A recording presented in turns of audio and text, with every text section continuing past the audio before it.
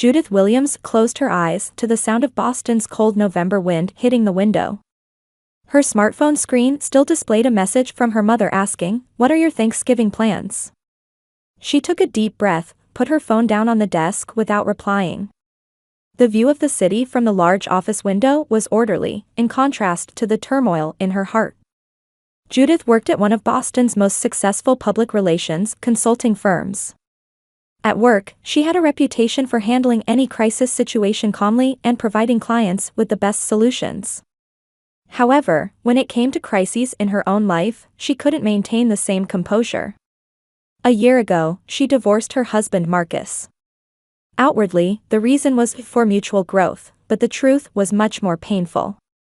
It all began when she miscarried at 5 months pregnant. She had wanted that child with all her heart. She had prepared a room, thought of names, and made plans for the future. And then suddenly, it was all over. In the face of Judith's grief, Marcus was surprisingly callous. His words, "We can try again," left a deep wound in her heart. Rather than sharing in her sorrow, Marcus immersed himself in work, and gradually a rift formed between them. Counseling proved ineffective, and they ultimately chose divorce. "Are you ready for the meeting?" Her assistant's voice brought her back to reality. "Yes, of course. All the materials are ready," Judith answered, regaining her professional demeanor. When work ended and she returned to her apartment, silence enveloped her. On the walls hung photographs depicting happier times. Pictures from her honeymoon with Marcus, photos from vacations with his parents, and an empty space where photos of the child that should have been would have gone. The phone rang, and it was her father Robert calling. She hesitated for a moment but answered. "Judith, you're coming home for Thanksgiving, aren't you?" Her father's voice was authoritative, more a command than a question. Robert was a respected physician in a small town outside of Boston. He was always obsessed with presenting the perfect family image to those around him. "I haven't decided yet, Dad," Judith said. "Work is so busy." "Nonsense," Robert interrupted. "Family is important. Especially now. Now. It's about Ashley. She's 7 months along. The baby will be born by Christmas. The whole family should celebrate together." Judith's sister Ashley was married to Bradley, a successful investment analyst, and was pregnant with their first child. Her sister, who was leading a perfect life, was her parents' pride. "I understand," Judith answered in a tired voice. After hanging up, she stood by the window, gazing at Boston as darkness fell. Her mother Carol's voice echoed in her head. Unable to maintain even a marriage. No children. How shameful. Carol was a former high school teacher, highly regarded in the community. She always had high expectations for her children, especially Judith. As the eldest daughter, she was supposed to be the role model. Judith couldn't tell her family the truth about her miscarriage and divorce. She didn't think they would understand. Especially her mother. To her, bearing and raising children was a woman's most important role. The word failure echoed in her ears. Carol had never said it directly, but her eyes, her attitude, conveyed it clearly. Ashley was different. She had quickly climbed the ladder of social success. Right after college, she got a job as a successful financial analyst, met Bradley when she was 26, and married him 2 years later. Their wedding was prominently featured in the local paper. And now, they were about to welcome their first child. Judith poured herself a glass of wine and sank into the sofa. She felt lonely, but more than that, she was afraid. Afraid of going home and admitting that she couldn't be the successful daughter they expected. But she had to go. If she ran away, it would be admitting her defeat. Tomorrow, she decided, she would book a flight. It was about a 2-hour flight from Boston to her parents' home. In just 2 hours, she would once again become the failed daughter. But this year would be different. This year, she would return with her truth.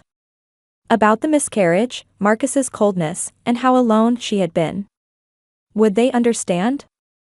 That was probably expecting too much. But at least she could be honest with herself.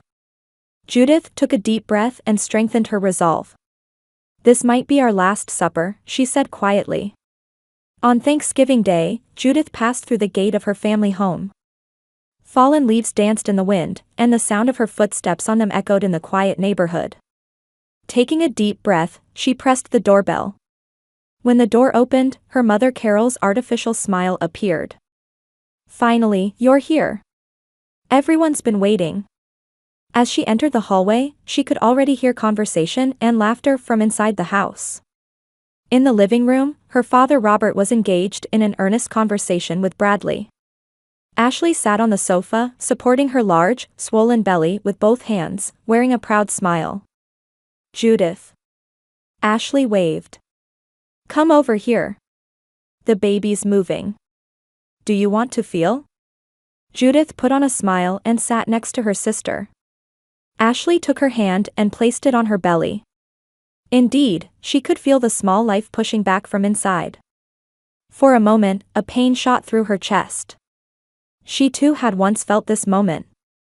Only for a short time, but still. It's wonderful, Judith said quietly. Yes, it's the best, Ashley answered with a broad smile. We looked at a new house last week. It's in a lovely neighborhood in Brentwood, with a big backyard perfect for children to play in. In fact, we've already finalized the contract, Bradley joined the conversation. We'll be moving in next month. Congratulations, Judith said. Her words were sincere, but somehow sounded hollow. Dinner's ready, Carol called from the dining room. Turkey, mashed potatoes, cranberry sauce, and pumpkin pie. The table was overflowing with traditional Thanksgiving dishes. Judith sat on her father's right, across from Ashley and Bradley. As the meal began, conversation continued about work, community events, and mainly about Ashley and Bradley's new house and baby. There's a bubble bath in the master bathroom, Ashley explained excitedly. And we're going to paint the baby's room light yellow. It works for either a boy or a girl. How lovely, Carol smiled. Only the best for our first grandchild. She glanced at Judith. You should go see it, Judith. It might be useful for reference someday. At those words, a moment of silence fell over the table. How's work, Judith? Robert tried to change the subject. Busy, Judith answered. I'm handling a campaign for a major pharmaceutical company, launching next month. Oh, that sounds interesting, Ashley said, but her eyes showed no interest. Bradley was also recently assigned a big project. The conversation returned to her sister and brother-in-law. Judith picked up her wine glass and took a sip. So, Judith, Robert suddenly interrupted the conversation. Any plans for marriage? The dining room fell silent. Judith stared back at her father's sharp eyes. Not at the moment, Dad, she answered in a calm voice. You're 38 now, aren't you? Robert continued. Time is passing by quickly. Robert, stop, Carol said, but there was no genuine intention to stop him in her voice. No, let me speak, Robert placed his glass firmly on the table. I'm worried. It's painful to watch our eldest daughter growing old alone. I'm happy even alone, Judith said. My work is fulfilling and… Work? Robert said mockingly. Do you think work will fill the loneliness of old age? Judith tried to respond, but her father continued. Divorced and no children? A disgrace. Not fitting for this family. The room became frozen in silence. Judith caught her breath, feeling her father's words pierce her chest. Ashley began to laugh quietly. She gently rubbed her belly and smirked. I have a loving husband, and soon a baby. And you? Just a pathetic failure. Carol, hearing this, chuckled. Can't even maintain a marriage. How shameful. The laughter of the three echoed throughout the dining room. Bradley wore an uncomfortable expression but said nothing. Judith stood up quietly. She felt tears streaming down her cheeks but desperately tried to maintain her composure. You don't know that this will be our last supper, she said quietly. What did you say? Carol said, still laughing. So dramatic. Judith didn't reply, placed her napkin on the table, and left the room. As she went upstairs, her footsteps could be heard heading toward what was once her room. Getting emotional again, Carol sighed. She's always like this. Let's leave her alone, Robert said. She'll come back when she calms down. Ashley shrugged and returned to the topic of her new home. They thought of Judith's words as merely an emotional reaction and quickly forgot them. Judith was looking out the upstairs window. In the backyard, the swing where she had played as a child was still there. And the treehouse her father had built for her. This house, once filled with happy memories, had now turned into a place of pain. She took out her smartphone and opened the airline app. Maybe there was still a flight leaving tonight. She couldn't take it anymore. The next day, Judith returned to Boston on the first flight. The cold morning air struck her cheeks, as if bringing her back to reality. As soon as she arrived at her apartment, she ignored calls from her parents and immersed herself in work. Keeping busy was the best way to heal a wounded heart. 3 weeks later, in mid-December, Judith's office phone rang. Judith Williams speaking, she answered in a professional voice. Judith, it's been a while. The moment she heard that voice, her heart leaped. Marcus. It was her ex-husband's voice. Marcus, she gasped. Why? I want to talk, he said in a serious voice. Can we meet? Judith hesitated for a moment. Her last conversation with him had been when their divorce was finalized. It was cold, businesslike. Why now? She asked. I'll explain. But not over the phone, I want to talk in person, Marcus said. Do you have time tonight? Yes, she was surprised by her own response. They agreed to meet at a small restaurant in Boston's Seaport District.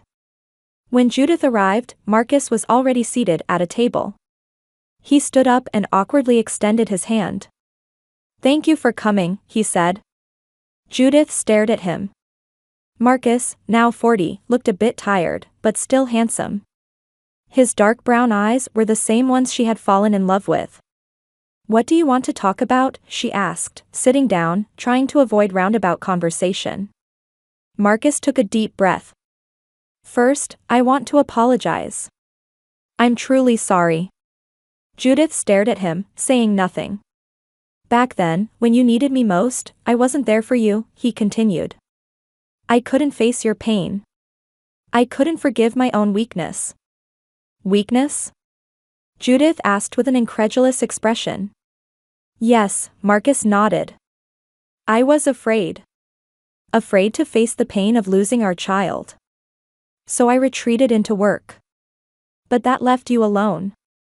Tears welled in Judith's eyes. You said, we can try again. As if our child was nothing. I'm truly sorry, Marcus's voice was trembling. I have no excuse. I just understand now. Back then, I couldn't deal with my own emotions. They continued eating in silence. So, Judith finally asked, why did you contact me now? Marcus looked up. My company is planning to expand to the East Coast. We're opening a new office in Boston. And I need your PR skills. Judith frowned. A business matter? No, not just that, Marcus said quickly. It's also an excuse to see you again.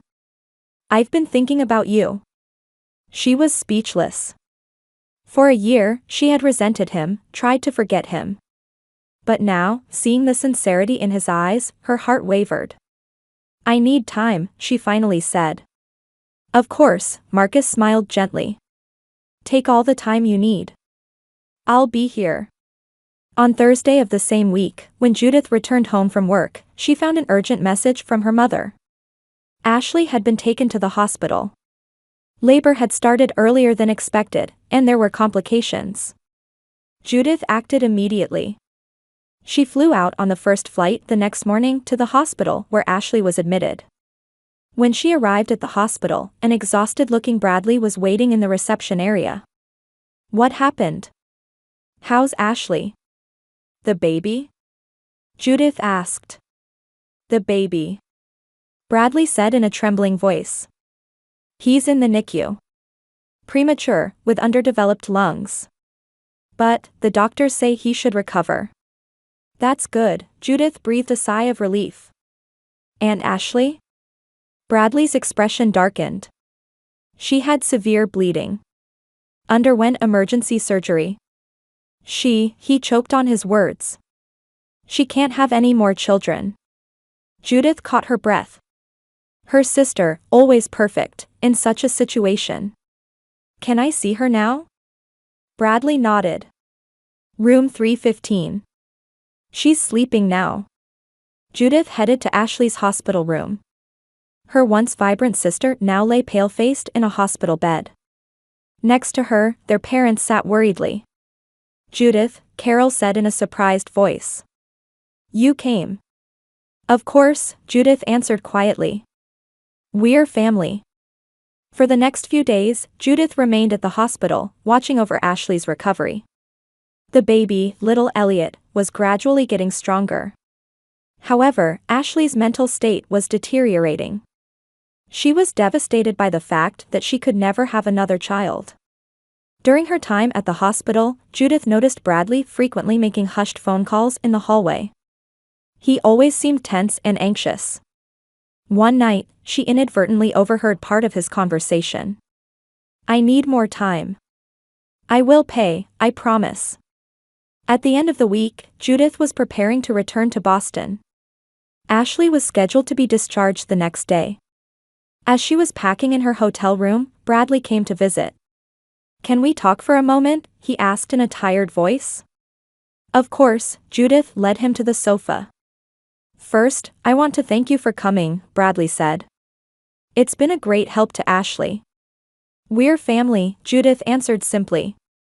About that, Bradley continued, looking uneasy. We are having problems. You might have noticed. Judith nodded silently. We're in dire financial straits, he admitted. I made some bad investments and am heavily in debt. The new house, we couldn't really afford it. But Ashley wanted it, and the parents expected it. Your parents don't know? Judith asked, surprised. No, Bradley shook his head. They think we're successful. Especially compared to you, he added apologetically. Judith felt hurt but also empathetic. What can I do? Nothing for now, Bradley said. Just support Ashley. She's very vulnerable right now. When she returned to Boston, a message from Marcus was waiting. He wanted to know her thoughts. After deep consideration, Judith agreed to meet him. During their second dinner, they were more relaxed. Marcus talked about his business plans, and Judith shared her recent successes. They consciously avoided past pain, exploring the possibility of a new relationship. I've changed, Judith, Marcus said at the end of the evening. If you'll give me a chance, I want to prove it. Judith looked at him. One step at a time. He smiled. That's enough. That night, Judith looked up at the starry sky from her apartment window, thinking. Her life was heading in unexpected directions. Reuniting with Marcus, Ashley, and Bradley's predicament. And the changes in her own heart. Her phone rang with a message from her father. Being sued for medical malpractice. Need help. Judith sighed. Her prophecy was becoming reality. This might have been their last supper. Their final moment as a family. And now, everything was beginning to crumble. As the new year dawned, Boston was wrapped in harsh winter cold. Judith took a sip of coffee while gazing at the snowy landscape outside her window. In these past few months, her life had changed dramatically. Her relationship with Marcus had gradually deepened. They were now meeting twice a week, naturally transitioning from business talk to private conversations. He had changed. His previously overconfident attitude was gone, replaced by a more caring man. He listened attentively to her and tried to understand her pain. His company's Boston expansion plan was progressing smoothly, and Judith's PR expertise was proving very helpful. They were once again excellent partners in work. I've been thinking, Marcus said one night as they were having dinner at a restaurant, about starting a family again. Judith caught her breath. Marcus. I don't want to pressure you, he quickly added. I still want children. And I want to raise them with you. I am afraid, Judith answered honestly. What if the same thing happens again? This time will be different, Marcus took her hand. This time, I'll be by your side until the end. No matter what. Her heart wavered at the sincerity in his eyes. Let me think about it. The following week, they visited a fertility specialist. After detailed tests, the doctor informed them that they still had a chance to have children. In vitro fertilization might be an option. It's worth trying, Marcus said on the way home. After deep thought, Judith nodded. Yes, it is. Meanwhile, her family's situation had worsened. Her father Robert received a harsh judgment in the medical malpractice lawsuit, ordered to pay a large sum in damages. His reputation in the community was severely damaged, and his patient numbers plummeted. At 65, he suddenly faced the end of his career. I'm considering retirement, her father told her one day on the phone. I can't continue. Dad. Judith was at a loss for words. Her father, always strong and authoritative, now sounded defeated. I need your help, Robert said. We're in a difficult financial situation. Judith was silent. The words from Thanksgiving night echoed in her ears. Divorced and no children? A disgrace. I'll think about it, she finally answered. Ashley and Bradley's situation wasn't improving either. Little Elliot had regained his health, but Ashley had fallen into depression. She couldn't accept the fact that she would never have another child. Bradley's financial situation had further deteriorated, and they were forced to sell their new home. We're going to live with our parents, Ashley said one day, crying on the phone. Bradley's company went bankrupt, he's unemployed now. Judith's heart ached. Is there anything I can do to help? No, it's fine, Ashley said, but her voice was filled with despair. As spring approached, a ray of hope shone into Judith and Marcus's lives. Their first attempt at in vitro fertilization was successful, and Judith was now 10 weeks pregnant. This time, they were proceeding more cautiously than before. Weekly checkups, plenty of rest, and above all, Marcus's constant support. You're amazing, he said every night after talking to her belly. Our child is lucky. On a sunny spring day, Marcus invited Judith for a walk along the Charles River. Cherry blossoms were in full bloom, and a warm breeze caressed their cheeks. Judith, Marcus suddenly stopped and took both her hands. For the first 10 years we spent together, I didn't fully appreciate your value.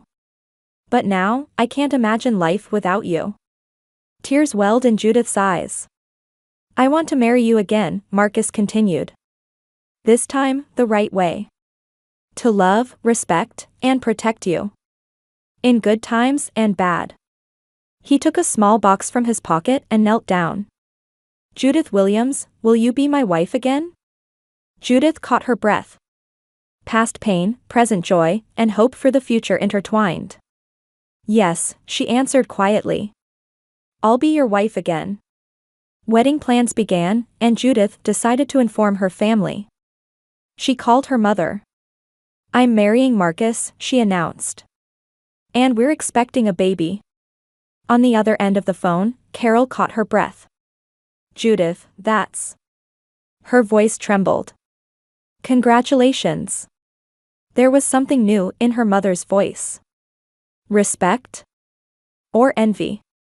Judith couldn't tell, but her attitude had certainly changed. The wedding will be a small one, Judith continued. But of course, I want the family to come.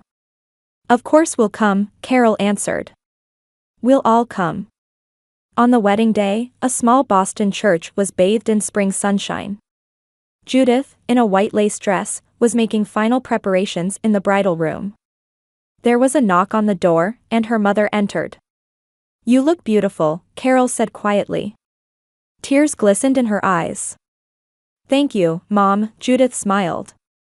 That Thanksgiving night. Carol hesitated. We were terrible. Judith nodded silently. We didn't try to understand you, Carol continued. Your pain. She took a deep breath. I'm sorry. At those words, tears welled in Judith's eyes. Mom. You're strong, Carol said. Much stronger than we are. Judith hugged her mother. Not everything was forgiven, but it was a beginning. The ceremony began, and Judith walked down the aisle, supported by her father's arm. Robert now looked older, and his steps were slow. But there was a light of pride in his eyes. You've become a fine woman, he said softly. I was wrong. Marcus waited for her at the altar with loving eyes. Ashley stood as the maid of honor, holding little Elliot. Her face was a bit thinner, but she seemed genuinely happy for her sister. We are gathered here. The pastor began. Judith looked at Marcus, feeling reassured by the love in his eyes. She looked around.